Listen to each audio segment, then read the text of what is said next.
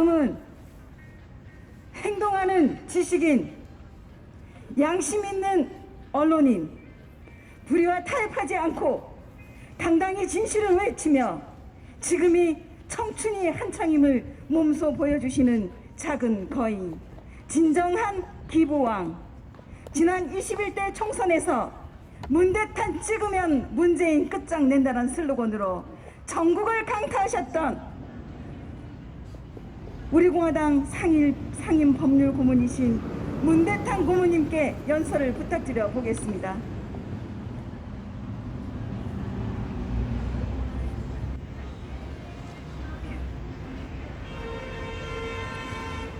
존경하는 제주도민 여러분, 제주도청 의파리에는 지난 주말에 워싱턴에서 있었던 한미 정상회담이 대성공이었다는 더불어민주당의 플래카드가 걸려 있었는데 이거 완전 거짓말입니다. 그래서 그런지 오늘 지나다 보니까 없어졌습니다. 미국에 봉행하려 했던 김정숙 여사는 미국 입국을 거절당했고, 문재인 씨 본인은 하필이면 정상회담 자리에서 6.25 전쟁 중 중공군과 싸운 94세의 전쟁 영호에게 최고 훈장을 수여하는 것을 보게 함으로써 한국의 대통령이 미국 가서 반공 교육을 받는 꼴이 되었습니다. 정상회담 공동성명을 읽어보면 이번 2021년 한미 정상회담은 친중종북 외교 노선으로 기울었던 좌파 정권의 대통령 문재인 씨가 실컷 부대접을 당하고 처참하게 짓밟히고 겁먹어서 서명한 항복 문서임을 한눈에 알 수 있습니다. 친중 종북 정권의 한계가 적나라하게 드러났고 현 정권의 대외 정책 노선이 꺾이는 전환점이 된 것입니다. 문재인 씨가 서명한 공동성명 전문을 읽어보면 첫째, 한국은 미국이 북한과 중국의 6.25 남침으로부터 구출해낸 나라이며 한미 동맹이야말로 한국의 안정과 번영의 핵심 축이라는 점을 명시했습니다. 지난 50년 동안의 미중 화해 시대가 지나고 미중 군사 대결의 격화된 현 시점에서 문재인 정권은 친중 노선을 버리겠다는 겁니다. 이러한 공동성명에 문재인 대통령이 서명을 하고 온 겁니다. 둘째, 한국은 공동성명 내용입니다. 한국은 민주주의 및 인권과 법치의 원칙을 존중해야 한다는 것을 회담의 전제로 밝혔습니다.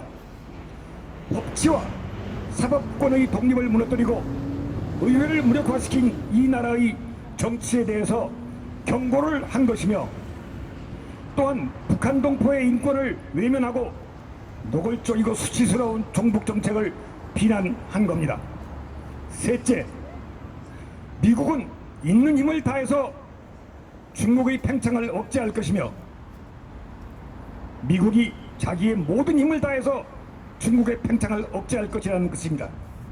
한미 두 나라는 한반도의 범위를 훨씬 넘어서 한반도의 내부에 갇히지 않고 연합 방위体制를 강화시켜야 한다는 것으로, 즉 한국 군대가 책임지는 것은 한반도뿐만 아니라 동남아와 중국해와 대만 해협까지를 포함한다는 뜻입니다.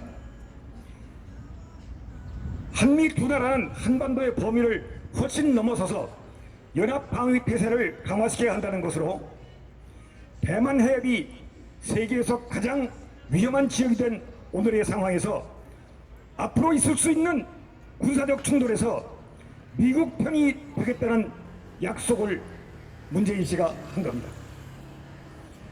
대만 해협과 남중국 해에서 전투가 벌어진다면, 미국과 중국의 전투가 벌어진다면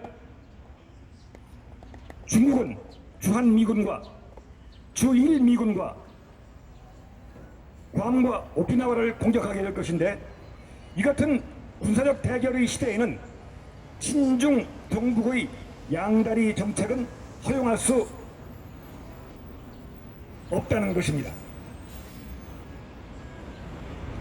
넷째, 핵무기 비확산과 원자력의 안전한 이용에 협력하는 것이 한미동맹의 핵심이라고 강조하고, 북핵에 관한 안보리 결의를 완전히 이행할 것을 촉구한 것은 북한의 완전한 비핵화 없이는 개성공단이나 금강산 관광을 허용할 수 없다는 뜻으로, 이 주사파 정권이 김정은 수령님 앞에 얼굴을 들 수 없게 된 것입니다.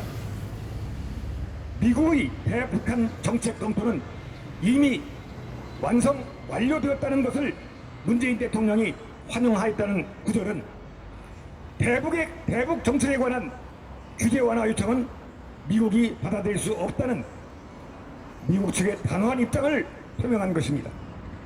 다섯째, 한미 간의 미사일 지침을 종료시켜 한국이 미사일 거리 800km로 제한을 받지 않게 되었다는 것은 미사일 주권의 회복이라는 의미보다는 미국이 한국에게 중국 전역을 타격할 수 있는 미사일을 개발할 수 있도록 허용함으로써 전시작전권이 미군 사령관에게 있는 한국군이 미중 군사 충돌 시에 중국을 미사일로 공격할 수 있게 하겠다는 것으로, 친중 노선으로는 도저히 용납될 수 없는 주사파 정권의 항복 문서입니다.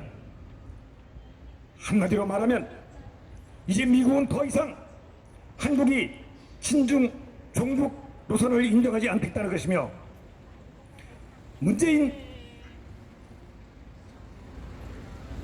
정권은 이러한 미국의 요구를 받아들이겠다는 것이 공동성명의 명백한 내용입니다. 이것이야말로 이제껏 중국을 큰형님이라고 여겼던 친중 종북 정책을 고수해왔던 문재인 대통령의 항복 문서가 아니고 무엇이겠습니까? 2021년 5월 21일 워싱턴에서 문재인 씨가 서명한 한미 정상회담 공동성명은 주사파 정권의 대미 항복 문서이며, 우리 공화당의 입장에서는 올 것이 왔구나 하는 국제정치의 새로운 국면입니다.